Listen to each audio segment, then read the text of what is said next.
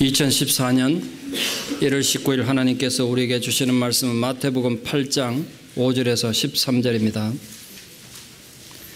마태복음 8장 5절에서 13절 말씀을 봉독에 올리겠습니다. 예수께서 가버나움에 들어가시니 한 백부장이 나와 간과하여 이르되 주여 내 하인이 중풍병으로 집에 누워 몹시 괴로워하나이다. 이르시되 내가 가서 고쳐주리라. 백부장이 대답하여 이르되 주여 내 집에 들어오심을 나는 감당하지 못하게 사오니 다만 말씀으로만 하옵소서. 그러면 내 하인이 낫게 사옵나이다. 나도 남의 수하에 있는 사람이요 내 아래에도 군사가 있으니 이들을 가라 하면 가고 저들을 오라 하면 오고 내 종도로 이것을 하라 하면 하나이다. 예수께서 들으시고 놀랍게 여겨 따르는 자들에게 이르시되 내가 진실로 너희에게 이르노니 이스라엘 중 아무에게서도 이만한 믿음을 보지 못하였노라. 또 너희에게 이르노니 동서로부터 많은 사람이 이르러 아브라함과 이삭과 야곱과 함께 천국에 앉으려니와 그 나라의 본 자손들은 바깥 어두운 데 쫓겨나 거기서 울며 이를 갈게 되리라. 예수께서 백부장에 이르시되 가라 내 믿은 대로 될지어다 하시니 그 즉시 하인이 나으니라. 아멘. 요즘 한국에서 유행하고 있는 말입니다. 남자들이 사는 게 힘들고 괴로울 때 지갑 속에 있는 자기 아내 사진 꺼내들고 위로를 받는답니다. 자기 아내 사진 보고 내가 이 여자하고도 참고 사는데 세상에 못할 일이 있겠냐. 그리고 위로를 받는데요. 여자분들도 사는 게 힘들면 지갑 속에 남편 사진 꺼내놓고 위로를 받는데요. 내가 이것도 인간 만들었는데 세상에 못할 일 뭐 있겠냐. 올 한 해 참고 사시면 복이 있을 줄 믿습니다. 그 인간을, 그 원수를 참아 주십시오. 예수님 성계지의 중심지였고 베드로의 고향이었던 가버나움은 로마에게 있어서는 군사적 요충지였기 때문에 드물게 늘 로마 군대가 주둔했던 곳입니다. 아시다시피 로마는 오직 군대의 힘에 의해서 세계를 정복했고 세계를 다스렸던 나라입니다. 그 군대의 가장 기둥이 되는 존재가 바로 100명의 부하를 다스린다는 백부장이었습니다. 백부장은 로마 군대에 아주 중추적 역할을 했던 초급 지휘관입니다. 사실은 백부장에 의해서 로마가 세계를 지배했다고 해도 과언이 아닐 정도로 로마 군대의 역할은 굉장히 중요했습니다. 많이들 읽으셨겠습니다만 시오노 나나미가 쓴 로마인 이야기란 15권으로 된 책이 있습니다. 저도 아주 재밌게 읽었는데 그 중에 보면 이 백부장에 대해서 굉장히 길게 자세하게 설명되어 있는 부분이 있습니다. 그걸 좀 인용하면 정말 힘들고 어려운 일은 부하들 맡기지 않고 솔선수범하고 또 전쟁터에서 언제나 먼저 앞서서 죽음을 불사하고 돌격압부를 했기 때문에 부하들이 믿고 따라서 전쟁을 이겼다는 겁니다. 백부장은 아무리 전쟁이 불리해도 후퇴하는 법이 없었다고 합니다. 설령 그 전쟁에서 죽으면 죽었지 후퇴는 없었대요. 그래서 군대가 앞으로 진격할 수 있었다는 것입니다. 오늘 우리 주인공이 바로 그 백전노장의 백부장입니다. 우리가 성경의 사건을 대할 때 기적에만 너무 관심을 가지다가 사건이 주는 정말 중요한 가치와 의미를 잃어버리기 쉽습니다. 예컨대 오늘 본문에서 백부장 하인이 기적적으로 병이 나았다는 데 초점을 가지고 나도 병 나았으면 좋겠다 이렇게 본문 읽으시면 곤란하다. 백부장 하인의 병이 나은 것보다 더 중요한 것은 오늘 백부장이 보여준 믿음입니다. 오늘 우리는 예수님조차도 깜짝 놀라게 만들었던 백부장의 믿음을 살펴보면서 진정 믿음이 뭔가, 믿음이란 도대체 뭔가, 그리고 우리가 가져야 되는 믿음이란 어떤 것인가, 그걸 함께 묵상하며 좀 은혜 받고자 합니다. 먼저 우리는 이웃을 생각하는 이 백부장의 넓은 마음, 이 따뜻한 마음을 좀 눈여겨볼 필요가 있습니다. 보통 군인 그러면 거칠고 힘든 사람들 아니겠습니까? 보통의 군인들에게선 보기 힘든, 기대하기 힘든 따뜻한 인간애를 오늘 백부장이 가졌습니다. 그런 자기 하인이 병들어 아픈 걸 마치 자기가 아픈 것처럼 아파하고 그를 치유하기 위해서 불편한 수고를 기꺼이 감수했던 정말 인간성 좋은 분이었습니다. 오늘 본문에 하인에 해당하는 헬라어 파이스는 종이나 노예를 뜻한 단어입니다. 이 백부장이 종을 위해 자기 하인을 노력하던 그 당시 종이란 살아있는 도구에 불과했습니다. 그 노예가 고통을 당하던 죽을 위험에 처해 있던 주인하고 아무 관계가 없는 겁니다. 주인한테 문제가 될 수가 없습니다. 아리스토텔레스가 인류 역사상 최초로 윤리학책을 썼습니다. 아리스토텔레스가 인류에 끼친 영향 중에 그게 가장 큰 영향이 아닐까 싶은데 15권에 되는 방대한 책입니다. 인류 최초의 윤리학책이에요. 그 니코마코스 윤리책이라 그러는데 그 원래는 아리스토텔레스가 제자들에게 강론한 걸 죽은 뒤에 아들 니코마코스가 아버지 강의한 걸 정리해서 책을 냈다고 해서 니코마코스 윤리학이다 이렇게 표현합니다. 그 방대한 책을 오늘 다 소개할 수 없습니다만 그걸 딱 축약해서 한마디로 주제를 설명한다면 인간을 위해서 참된 선이 뭔가, 인간의 가장 귀한 게 뭔가, 이걸 주로 강론했던 책입니다. 거기에 이런 말이 있습니다. 거기에 난 한 구절을 좀 인용해 드리고자 합니다. 생명이 없는 물건에는 우정도 정의되어 있을 수 없다. 그 말도 소에게도 그렇고 노예를 향해서도 마찬가지다. 주인과 노예는 아무런 관계가 없다. 도구가 생명 없는 노예듯이 노예는 살아있는 도구일 뿐이다. 살아있는 도구일 뿐이다. 아리스토텔레스가 설명한 대로 오늘 본문에 쓰여진 예수님 당시의 노예는 물건 취급당했습니다. 살아있는 도구일 뿐이었습니다. 그런데 당시 그런 문화적 상황 속에서 오늘 백부장은 놀랍게도 자기 노예를 아끼고 사랑하는 모습을 보여준 것입니다. 그건 분명히 남다른 인격자였던 것 같습니다. 자기 하인을, 도구에 불과한 하인을, 종을, 노예를 사랑하는 지도자라면 자기 부하도 사랑했으리라 믿어 의심치 않습니다. 이웃도 사랑했을 것입니다. 똑같은 본문이 누가복음에 있는데 그 누가복음에 의하면 유대인 장로들의 증언에 의하면 이 백부장은 유대인들도 사랑했던 사람이라고 되어 있습니다. 그리고 심지어 유대인들이 모이는 공동체를 위해서 회당까지 지어준 사람이라고 예수님께 증언한 걸 보면 인격이 탁월했던 사람인 것 같습니다. 믿음은 남들에게 내가 믿음 좋다고 자랑하고 내세운다고 가치가 있는 게 절대로 아닙니다. 이웃을 대하는 태도에서 우리 믿음이 증명되는 것입니다.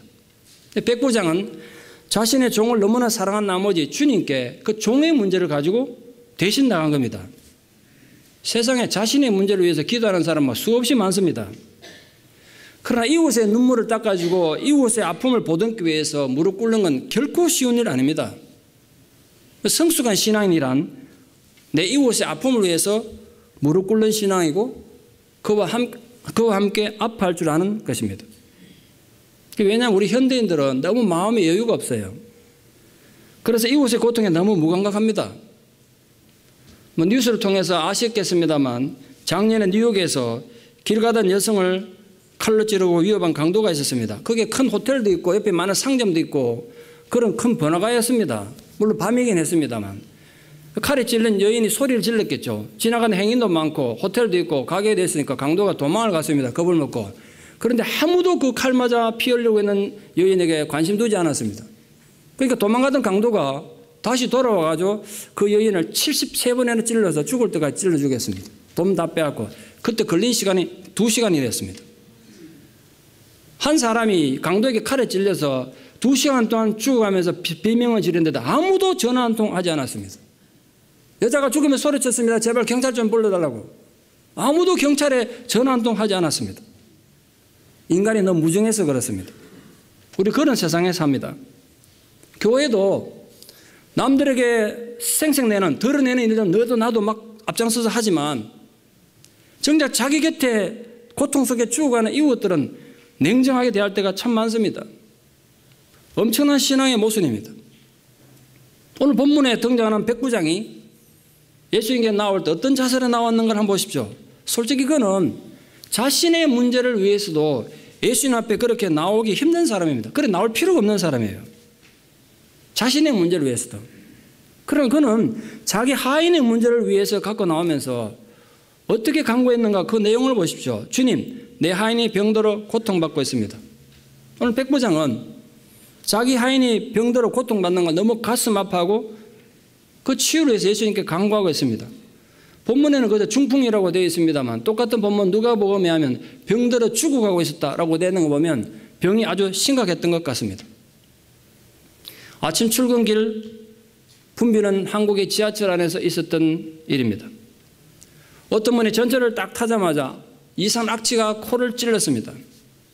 냄새의 진원지를 찾는 일은 어렵지 않았습니다. 사람들이 몹시 붐비는 그 복잡한 지하철에 사람들이 막 피하는 바람에 어느 한 곳이 휑하니 비어 있었기 때문에 그렇습니다. 거기 보니까 얼마나 안 씻었는지 정말 지저분한 노숙자 한 사람이 자리에 앉아가지고 코를 드르륵 골면서 졸고 있었습니다. 얼마나 고난이 자는지 고개가 이리저리 흔들리면서 왔다 갔다 하더니 결국 옆에 앉아있는 가녀린 어떤 아가씨 어깨에 고개가 툭 떨어졌습니다. 보통의 아가씨 같으면 냄새도 나고 지저분한 노숙자가 자기 어깨에 고개 지대면 당장 일어나서 박차가 나갈 텐데 그 아가씨는 피하기는커녕 그 고난하게 자는 노숙자가 혹시 잠 깰까 봐 자기 어깨를 고쳐 세워서 그 노숙자 머리를 받쳐주고 있었습니다. 마치 오래 알고 지낸 친한 사람처럼 그렇게 행동했습니다. 그 신선한 감동은 거기서 끝나지 않았습니다. 몇 정거장 지나서 그 아가씨가 이제 자기가 내려야 될 때가 됐을 때 조심스럽게 핸드백을 열고 지갑에서 10,000원짜리 하나를 내가지고 돌돌돌 말아가지고 노숙자 자느라고 이렇게 했는데 그 손에다가 딱 끼워줬습니다. 그리고 노숙자가 잠을 깰까 봐 조심히 일어나서 다음 정거장에 내렸습니다. 그녀는 이 각박한 세상살이에서 진정한 사랑이 뭔가를 온몸으로 보여준 날개 없는 천사 같던 분이었습니다. 이걸 처음부터 쭉 지켜봤던 출근하는 한 여자분이 너무 감동해서 방송국에 사연을 소개했고 방송에 소개된 내용입니다. 오늘 백 부장이 바로 자기 하인에게 보여준 마음이 그런 깊은 배려심 아니었겠습니까? 그런 배려심들이 세상을 조금씩 아름답게 만들어가는 것입니다. 그 백 부장의 아름다운 모습 보고 예수님 반응은 아주 적극적이었습니다. 내가 가서 고쳐주리라. 여기서 예수님께서 굳이 내가 당장 너에게 가겠다라고 함께 가시겠다는 사실을 강조했던 이유가 뭘까요? 당시 피지배자인 유대인들은 점령군인 로마인들을 착취자 내지는 종교적인 이방인으로 무시했습니다. 반대로 로마인들은 유대인들을 편협하고 위험한 피지배자로 경멸했습니다. 그래서 서로 간에 넘을 수 없는 높은 감정의 벽이 있었던 것입니다. 예수님은 그 편견과 정오의 벽을 절대적 사랑으로 그날 허물어버린 거예요. 동시에 예수님은 자신의 구원사에게 유대인에게만 한정된 것이 아니라 그 벽을 넘어서 모든 만민을 위한 것임을 보여주었습니다. 예수님 적극적 반응에 대해서 백부장이 놀라운 고백 몇 가지를 해서 우리를 놀라게 하고 심지어 예수님조차 놀라게 했습니다. 그는 먼저 이렇게 말했습니다. 주님, 저희 집에 들어오는 걸 저는 감당치 못하겠습니다. 원문은 이렇게 됐습니다. 저희 지붕 안에 들어오는 것을 감당치 못하겠습니다. 그래 됐습니다. 이 피정복지에 있어서 로마 백부장의 위세는 정말 대단한 것입니다. 함부로 범접할 수 없는 권한이 있습니다. 인간적으로 본다면 예수님은 식민지의 일개 목수에 불과했습니다. 그런데도 백부장은 마치 예수님의 신발을 드는 것조차도 감당치 못하겠다는 그런 식으로 자신을 낮추어서 고백하고 있습니다. 쉽게 이야기해서 비유하자면 이렇습니다. 일제강점기에 일본 헌명대 중대장이 조선의 한 목사에게 찾아와서 자기 집에 종이 지금 병들어 죽어가고 있는데 목사님 치유를 해서 기도를 부탁했습니다. 목사님이 그럼 내가 10만을 가겠다고 따라 놨으니까 저희 집에 오시는 거 감당 못하겠으니까 목사님 여기서 그냥 기도만 해주십시오. 이랬던 거예요. 그게 쉬운 일이겠습니까? 왜 백부장은 예수님께서 자기 집에 오시는 것을 감당하지 못했다고 했을까요? 그 의도가 도대체 무엇이었을까요? 이방인은 자기 집으로 유대인이 예수님이 오시면 유대 율법에서 더럽혀지니까 그게 두려워해서 그랬을까요? 아니면 예수님이 유대인이고 자기는 로마인이니까 그 넘을 수 없는 민족의식 때문에 그랬겠습니까? 그런 이유들 때문이라면 애초에 백부장이 예수님께 나오지를 않았을 것입니다. 내 집에 들어오심을 저는 감당치 못하겠나이다 할 때 여기 사용된 감당치 못하겠다 이 단어는 세례 요한이 예수님에 대해서 말씀하시면서 나는 그분의 신을 드는 것조차도 감당할 수 없다고 했을 때 사용했던 단어와 똑같은 단어입니다.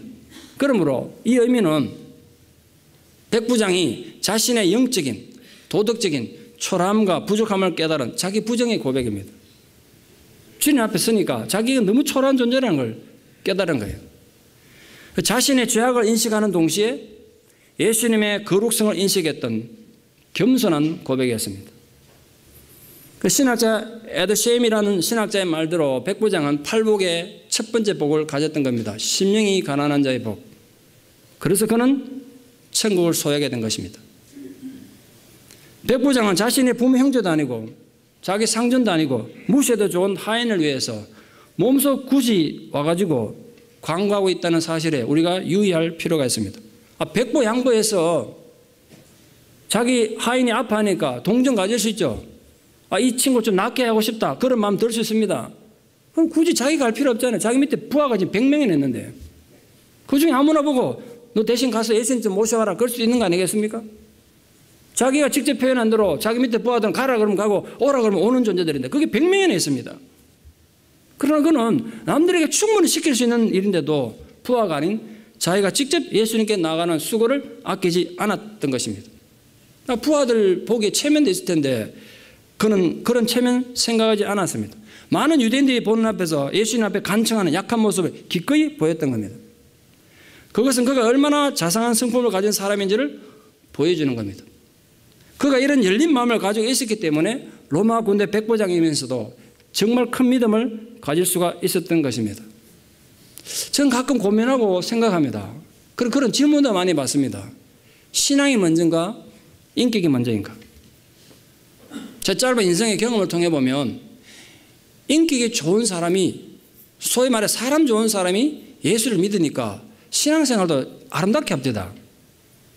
사람이 거친 사람은 예수를 믿어도 아주 거칠게 믿던데요. 여러분 부디 믿음을 통해서 신앙을 통해서 여러분 인격이 좀 잘 갈고 닦이기를 바랍니다. 결국 자기 손해예요 그게. 다만 말씀으로만 하옵소서 그러면 내 하인이 낫게 삼나이다. 백부장은 분명히 예수님이 직접 환자에게 가지 않아도 말씀만으로도 충분히 병이 나을 수 있음을 믿었습니다. 주목할 사실 하나는 예수님께서 병자에게 가까이 가지 않고 멀리서 말씀만으로도 원격으로 치료할 수 있다는 이 사실은 어느 누구도 경험해보지 못했던 사실입니다. 예전에 그런 경우가 많이 있으면 백부장이 흉내라도 냈다고 말할 수 있죠. 그날 그 순간까지 어떤 누구도 해보지 못했던 일입니다. 심지어는 예수님도 생각하지 않았던 것으로 보입니다. 성경에서 그 유일한 신앙 고백입니다. 만약 백부장이 당시 예수님의 가장 중요했던 별명이 솜씨 좋은 의사인데요. 그러니까 그 소문처럼 예수님을 솜씨 좋은 의사를 생각했다 무슨 특효약을 요구하든지 찾아가서 환자의 몸을 만지려던 어떤 치료 행위를 요청했을지 모르겠습니다. 또는 능력 있는 종교 지도자를 생각했다면 찾아가셔서 안수기도 좀 해주십시오. 그렇게 요구했겠죠. 그러나 그는 예수님께 말씀만을 요청했습니다. 이유는 예수님 말씀에 절대적 능력이 있음을 믿었기 때문입니다. 다른 어떤 기적적 행위가 필요한 게 아니라 말씀 안 하면 충분하다고 믿었기 때문이에요. 요새 한국에서 의료 분쟁 때문에 의사들이 파업을 예고하고 또 수련도 지금 파업한다고 또 뉴스에 나오고 하던데 갈등을 겪고 있습니다. 이유가 뭔지 아십니까? 주된 이유는 원격 진료 때문입니다. 그럼 종합병원에서 원격 진료 다 하면 지방 의사도 다 죽는다고 지금 난리가 납니다. 그런데 아십니까? 인류 최초로 원격 진료하신 의사는 예수님이라시는 거예요. 오늘 백부장은 예수님이 수고롭게 오실 필요가 없다고 단지 말씀만 하시면 자기 종 나을 거라고 고백합니다. 그러면서 군인인 자기의 경험을 이야기합니다. 명령에 살고 명령에 죽는 군인은 아무런 조건 없이 이유 없이 무조건 명령에 순종한다는 거예요. 그처럼 주님께서 이곳에 말씀만 하시면 그 효력이 주님이 직접 가서 환자 만지고 안수하고 무슨 치료한 것과 똑같은 효과가 나타날 거라고 설명합니다. 이 얘기 듣고 예수님이 깜짝 놀랐습니다. 그건 예수님도 생각하지 못했던 방법이니까. 아무리 큰 대형 트럭이 달려와도 교통경찰관이 손 한번 들면 멈췄습니다. 그 교통경찰관에게 질주하는 트럭을 멈추게 하는 물리적 힘이 있어서가 아닙니다. 그의 손에 국가가 준 권세가 있기 때문에 교통경찰은 손가락 하나로 큰 대형 트럭도 멈추게 할 수 있습니다. 마찬가지로 백부장은 군인인 자신의 체험을 비유로 들어 지금 예수님에게 예수님 말씀에 가진 권세에 대해서 설명하는 거예요. 나도 남의 밑에 있는 부하고 내 밑에도 많은 부하가 있습니다. 내가 내 부하들 보고 가라 그러면 가고 오라 그러면 옵니다. 내 하인들에게 이것을 하라 그러면 군술 없이 합니다. 그렇다면 예수님 여기 단지 말씀으로 명령만 하십시오. 그러면 병마가 물러날 줄 믿습니다. 이럽니다. 이 고백은 정말 말씀에 대한 놀라운 통찰력을 보여주는 보기 드문 신앙 고백입니다. 어떤 위대한 신학자도 말씀의 권위에 대해서 이렇게 간단 명료하게 설명하기 힘들 것 같습니다. 그가 부하에게 명령하면 부하는 그 명령에 무조건 복종하고 따릅니다. 자신 또한 자기 상관에게 무조건 복종합니다. 왜냐하면 그 명령은 곧 황제의 권세를 나타내기 때문입니다. 그 명령 거역하면 로마의 권세에 항거하는 것이 되기 때문에 엄중한 심판을 받게 됩니다. 근데 그 권세는 주로 말로 나타난다는 거죠. 백부장 요지는 이거예요. 인간의 권세도 이렇게 분명한 삶의 변화를 가져오고 행동을 일으키게 한다면 예수님 말씀의 권세는 오죽하겠냐는 거예요. 온천하 만물을 그 말씀에 의해서 만드셨고 그 말씀의 능력으로 다스리시고 그 말씀의 권세로 심판하실 것인데 백부장 바로 그 말씀의 권세를 믿는 것이 그 믿음이라는 놀라운 원리를 보여준 것입니다. 믿음은 믿는다는 건데 뭘 믿는 거냐면 오늘 하나님께서 우리가 하신 그 말씀을 믿는 것입니다. 오늘 백부장이 주님에 대한 믿음을 이 성경 전체에서 가장 정확하게 이해할 수 있었던 것은 그가 평소에 그런 삶을 살고 있었기 때문에 그렇습니다. 그는 명령에 죽고 사는 충성스러운 사람이었습니다. 그에게 있어서 믿음이란 충성을 의미하는 것이고 그 충성이란 목숨을 기꺼이 바치는 것이었습니다. 그는 그런 시각에서 예수님을 바라봤고 예수님을 믿었던 것입니다. 이기적이고 계산적인 보통 인간들이나 현대 신앙에 들어가는 본질적으로 다른 믿음을 그가 가졌던 것입니다. 여러분 이런 믿음 가지고 싶지 않으십니까? 같은 상황에서 만약 우리였다면 예수님이 오지 않으시면 사람 차별한다고 욕하지 않겠습니까? 내가 가진 것 없다고 무시하냐? 내가 힘이 없다고 차별하냐? 그렇게 원망할지도 모르겠습니다. 오늘 백부장 말하는 거예요. 믿음이란 그런 감정을 그런 생각을 초월하는 것이다. 예수님 많은 환자를 치유하셨던 것이 성경에 기록되어 있습니다. 어떤 병이 걸렸든지 깨끗하게 낫게 하는 놀라운 기적을 행하셨습니다. 그런데 대부분 사람들 직접 만져 안수기도 하든지 그에게 어떤 치료 행위를 통해서 치유를 주셨습니다. 적어도 예수님을 만나거나 접촉하지도 않고 병 고침을 받을 것이라고 믿은 사람은 그때까지 한 명도 없었습니다. 아무도 해보지 못했던 거예요. 그래서 이 백부장은 예수님의 크신 권능을 놀랄 정도로 믿었던 최초의 사람입니다. 사랑하는 성도님들도 부디 하나님의 말씀을 믿어 의심치 않는 믿음의 사람들 되셔서 예수님을 감동시키는 위대한 믿음의 사람 되기를 축원합니다. 여러분 때문에 예수님이 감동하는 역사가 있기를 바랍니다. 매일 여러분 때문에 하나님 걱정하지 말고 예수님 염려하지 말고 우리 때문에 예수님이 감격하는 그런 믿음의 사람, 그런 교회 한번 떼보자고요. 백부장의 놀라운 점은 예수님의 이 치유 이적이 어떤 특별한 기적이나 행위나 어떤 의식에 의해서 이루어지는 것이 아니라 말씀에 의해서 이루어진다는 사실을 간파한 것입니다. 말씀에 의해서 병이 낫는다. 이건 오늘 우리도 쉽게 믿기 어려운 일입니다. 사람들 그걸 잘 안 믿습니다. 무슨 기적이 일어나야 된다고 생각합니다. 말씀은 필요 없다고 생각합니다. 백부장 그러지 않았습니다. 말씀 한마디면 충분하다고 믿었습니다. 이 백부장 믿음이 너무나 컸기 때문에 예수님조차 깜짝 놀랐습니다. 그 주위에 있는 많은 군중들 보고 높이 칭찬하셨어요. 그러시면서 예수님 하신 말씀을 좀 깊이 새겨 들으십시오. 내가 이스라엘 중 아무에게서도 이만한 믿음을 보지 못하였노라. 다시 말씀드리면 정작 믿음을 가져야 될 사람들은 아무도 믿음을 가지지 않았고 절대로 믿음을 기대할 수 없었던 이방인 백부장은 놀라운 믿음을 가졌다는 겁니다. 수많은 이스라엘 사람들의 불신앙과 오늘 이방인 백부장 한 사람의 신앙이 극명하게 대조되고 있습니다. 그거 오늘 우리 현실에 비교하자면 이렇습니다. 신앙을 가지고 믿음을 가지고 살아가야 될 교회 안의 신앙인보다도 저 교회 바깥에 하나님 모르는 사람들이 더 순수하게 하나님을 신뢰하고 하나님을 경외한다는 거예요. 심각한 신앙 위기가 아닐 수 없습니다. 생각하면 끔찍하지 않습니까? 전 가끔 교회를 다니지 않는 분들이 설교 듣고 반응을 보이는 분을 가끔 만납니다. 심지어는요, 그분 얘기가 자기가 60평생 교회 한 번도 간 적 없대요. 그런데도 목사님 설교 듣고 자기가 생각하는 게 많대요. 그 제가 도로 물었습니다. 교회를 한 번도 안 가봤으면 성경도 모르고 설교 듣기 굉장히 어려우실 텐데 제 설교 듣고 정말 이해가 되십니까? 이러니까 너무너무 재밌대 자기가. 한 번도 교회를 가본 적 없대. 그럼 교회를 오시죠 그러니까 목사님 말씀은 좋은데 그 다음 얘기는 안 하겠습니다 제가. 언젠가 오겠죠. 언젠가 오시겠지. 내가 굉장히 신기하게 생각했어요. 자기 입으로 평생에 교회 한번 가본 적 없는데 어떻게 그 말씀이 귀에 들어올까요? 그러다가 제가 무척 염려스러운 생각을 하게 됐습니다. 이번 설교 준비하다가. 어쩌면 그 사람들이 나중에 우리가 최고 심판대 앞에 섰을 때 심판의 기준이 될지도 모르겠다. 하나님 어쩌면 이렇게 여러분을 책망할지도 몰라요.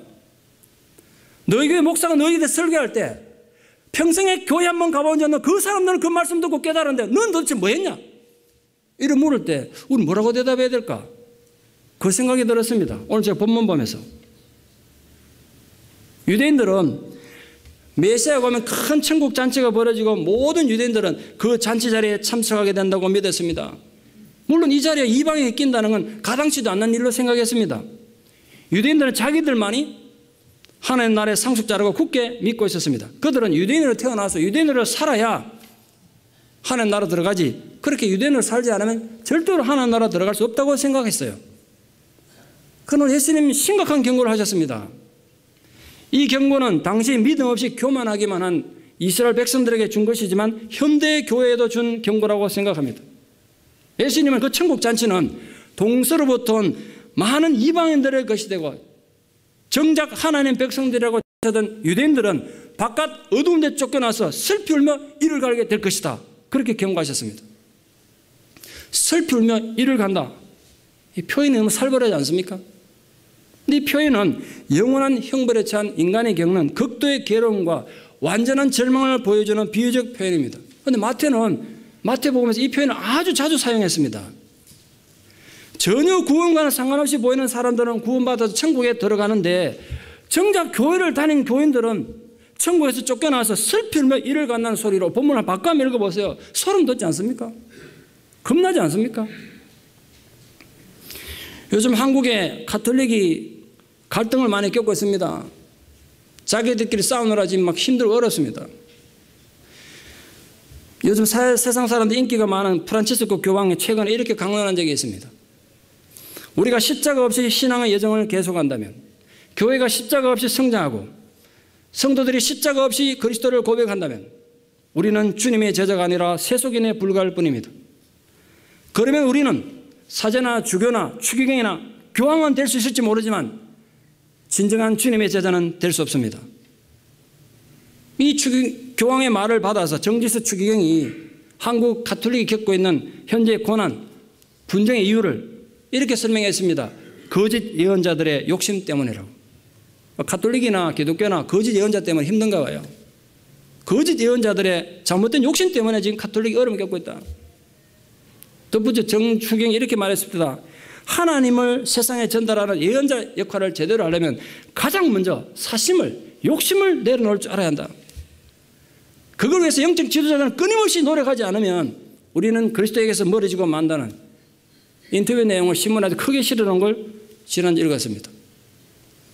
아마도 프란치스코 교황이나 이 정지석 추기경의 얘기들이 바로 오늘 예수님의 경고를 말한 거 아니겠습니까? 뭐 다른 종교 얘기입니다만 우리가 타산지식으로 들을 필요가 있지 않겠습니까?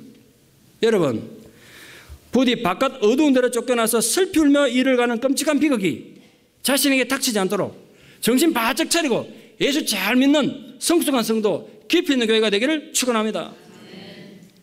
그 여러분 닥치면 어떡하겠어요? 오늘 백성들에게 백부장을 칭찬하고 군중들을 향해서 살벌한 경고의 말씀을 하신 주님께서 백부장이 말씀하셨습니다. 가라, 네 믿음대로 될지어다. 그랬더니 그 적시로 하인이 나았대요. 우리는 여기서 믿음만큼 이루어진다는 믿음의 법칙을 발견하게 됩니다. 오늘 사랑하는 성도님 여러분들은 어떤 문제에 부딪혀 있습니까? 사업과 직장의 문제입니까? 건강의 문제입니까? 자녀의 문제입니까? 인간관계의 문제입니까? 아니면 여러분 신앙의 문제입니까? 어떤 힘들고 어려운 불가능한 문제에 직면해 있습니까? 오늘 백부장은 말씀만으로도 병든 하인이 깨끗하게 나을 줄 믿었고 그 믿음 때문에 본인이 복받은 게 아니라 제3자인 하인의 병이 적시 나왔습니다. 전 여기서 정말 중요한 신앙의 원리를 깨닫습니다. 내가 올바른 신앙 고백하고 내가 올바른 믿음 가지면 나 혼자만 행복하고 나 혼자만의 문제가 해결되는 것이 아니라 내 옆에 있는 사람들이, 내 자식들이, 내 이웃이 문제 해결받는 원인이 될 줄 믿습니다. 여러분, 우리 세카라멘트 땅에 그동안 교회들이 얼마나 많은 문제를 일으켰습니까? 그러나 여러분들이 올바른 신앙생활과 여러분의 올바른 믿음을 고백함으로 이 세카라멘트 땅에 많은 문제들이 해결되는 역사가 있기를 축원합니다. 우리 믿음 때문에. 이 백부장 인격은 예수님을 감동시키고 그의 믿음은 예수님을 놀라게 만들었습니다. 결국은 믿음입니다. 결국 믿음이에요. 제가 자주 드릴 말씀입니다만 교회 안에서 성도들이 제일 하기 힘든 일이 뭔지 아십니까? 여러분, 남들에게 요거도 먹고 하나님 힘든 일 사역하는 것도 귀한 일입니다. 큰 헌금하는 것도 귀한 일이겠죠. 그러나 여러분이 예배당 안에서 제일 하기 힘든 게 뭐냐면 하나님 바로 믿는 겁니다. 예수님 진실을 믿는 게 제일 힘들어요. 믿음 없이 가짜 믿음 가지고 목사도 하고 봉사도 하고 선교도 하고 헌금도 할 수 있어요. 교황 말하면 믿음 없이 교황도 할 수 있다고 그랬다고. 그럼 그 모든 것이 헛것이에요. 그렇다면 우리 심각하게 되물어야 되지 않겠습니까? 내게는 믿음이 있는가? 나의 믿음은 예수님이 정말 인정하시고 감격해 하시는 믿음인가? 아니면 예수님이 정말 한심해 하시고 걱정하시는 병든 믿음인가? 여러분 자신을 좀 깊이 돌아보는 시간 되기를 바랍니다. 여러분 영원히 걸린 문제입니다. 누가 대신해 줄 수 없습니다. 여러분의 문제예요. 사랑하는 여러분에게도 오늘 백부장처럼 예수님을 놀라게 할 만한 큰 믿음이 있기를 진심으로 축원합니다. 그러므로 말미암아 여러분 눈앞에 불가능해 보이던 그 사업의 문제, 직장의 문제, 건강의 문제, 인간관계의 문제, 자식의 문제, 또 여러분 신앙의 문제가 해결되는 놀라운 축복을 여러분도 누리시기를 진심으로 축원합니다. 오늘 백부장의 믿음은 정말 탁월한 것이었습니다. 그는 병 낫는 기적이 아니라 예수님 존재 자체에 초점을 맞춘 놀라운 믿음의 자세를 보여주고 있습니다. 전 감히 이렇게 얘기하고 싶습니다. 신구약 성경 전체를 통틀어, 아니 인류 전 역사를 통틀어 믿음이 무엇인지를 가장 정확하게 보여줬던 사람, 바로 오늘 이방인 백부장입니다. 백부장은 자기 하인의 병을 치유하기 위해서 예수님께 나왔다가 자신의 영혼을 구원받고 천국을 얻었던 사람입니다. 그래서 인류 역사 최초로 예수 믿은 첫 이방인이 됐습니다. 예수를 믿은 최초 이방인, 이름 없는 이 백부장을 기억하십시오. 그런데 여러분, 예수님이 감탄할 정도의 이 대단한 믿음을 백부장 도대체 어떻게 가지게 됐을까요? 어떻게 이런 믿음 가지게 됐을까요? 우리는 맨날 제자 훈련하고 예배드리고 뭐 찬양드리고 기도해도 힘든데 이 사람 어떻게 이 대단한 믿음을 가지게 됐을까요? 그도 다른 군중들처럼 계속 예수님으로부터 직접 말씀을 가르침을 들었기 때문일까요? 아니면 그가 예수님께서 계속 이적 행황을 목격했기 때문일까요?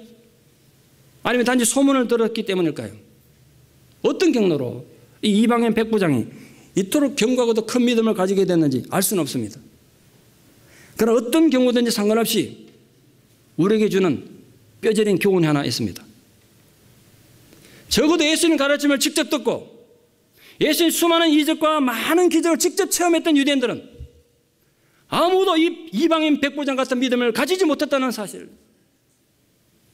어찌 생각해 보면 참으로 뼈아픈 사실 아닙니까? 그렇다면 오늘 우리는 예수 그리스도를 어떻게 믿고 있습니까? 예수님을 어떤 분으로 믿고 있습니까? 여러분 정말 당면한 그 위기 속에서 백부장처럼 온전히 주님을 신뢰하십니까? 문제는 믿음입니다. 여러분 힘든 상황 때문에 아니에요. 그 사람 때문에 아니라 여러분에게 믿음이 없기 때문이에요. 내가 힘들고 어려운 겁니다. 우리가 종종 삶에서 실패하는 이유는 믿음이 부족해서란 말이에요. 오늘 백부장의 믿음을 보고 신앙의 가치에 대해서 다시 생각하게 됩니다. 진정한 믿음이란 도대체 무엇인가에 대해서 생각하게 됩니다. 인간이 하나님을 감동시킬 수 있다면 그보다 더 위대한 일이 세상에 어디 있겠습니까? 오늘 백부장 그런 사람이었습니다. 우리가 신앙생활을 하면서 늘 뭔가를 요구하고 바라며 신앙생활을 할 수도 있겠습니다만 하나님을 감동시키는 믿음으로 살 수도 있다는 참으로 중요한 모범의 사례를 오늘 백부장이 우리에게 보여준 것입니다. 소망합니다. 우리 사크라멘트 한인 장로교도 그렇게 설교를 듣는 모든 성도들도 하나님을 감동시키는 목사, 예수님을 감동시키는 성도가 될 수 있다면 함께 꿈꿔보기를 바랍니다. 성숙한 성도, 깊이 있는 교회란 다른 말로 표현하면 하나님을 감동시키는 성도 교회를 말합니다. 우리 사랑하는 성도님들도 예수님조차 놀라게 하는 큰 믿음을 소유한 성숙한 성도, 깊이 있는 교회가 되기를 진심으로 축원합니다. 기도드리겠습니다. 아버지 하나님, 주께서 주신 이 놀라운 말씀을 통하여 우리가 우리 자신의 시간 돌아봅니다. 진정 믿음이 무엇인지를 깊이 깨닫고 반성하는 시간이 되게 하여 주시옵소서. 나는 예수님을 어떻게 믿고 있는지 우리 자신을 돌아보기를 원합니다. 그렇습니다, 주님. 문제는 내게 믿음이 없었기 때문입니다. 상황이 힘들고 사람들에게 배신당해서가 아니라 내게는 그 순전한 믿음이 없었기 때문에 우리 삶이 흔들리고 불행했던 것을 고백합니다. 주여, 저희에게 이 큰 믿음을 허락하여 주시옵소서. 이 담대한 믿음을 허락하여 주시옵소서. 주님 말씀하시면 내 모든 삶도 변화될 수 있음을 믿습니다. 주님 말씀만 하시옵소서. 그러면 내 삶이 주님이 원하시는 기쁜 삶으로 돌아갈 줄 믿습니다. 우리 그렇게 고백함으로 주님을 감격케 하는, 하나님을 놀라게 하는 아름다운 믿음의 소유자들이 되게 하여 주시옵소서. 예수님 이름 받들어 기도드리옵나이다. 아멘.